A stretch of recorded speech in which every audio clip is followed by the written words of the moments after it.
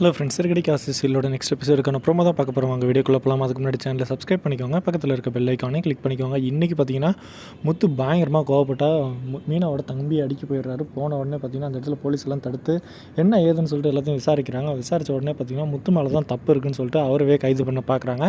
அந்த நேரத்தில் பார்த்தீங்கன்னா அவங்களோட ஃப்ரெண்டு இதெல்லாம் வந்துட்டு நாங்கள் தான் கம்ப்ளைண்ட் கொடுக்க முதல்ல வந்தோம் அப்படி இப்படின்னு சொல்லிட்டு எல்லா விஷயத்தையும் சொல்கிறாங்க. அந்த நேரத்தில் பார்த்தீங்கன்னா கம்ப்ளைண்ட் யார் வேணால் கொடுக்கலாம், ஆனால் தப்பு பண்ணது யாருன்னு தான் எங்களுக்கு முக்கியம்னு சொல்லிட்டு போலீஸ் சொல்கிறாங்க. உடனே பார்த்திங்கன்னா அண்ணாமலை மற்றவங்கலாம் வீட்டிலேருந்து மீனாவை கூட்டிகிட்டு வந்துடுறாங்க. மீனா பார்த்திங்கன்னா மனசு சரியில்லைன்னு கோயிலுக்கு தான் போயிருப்பாங்க.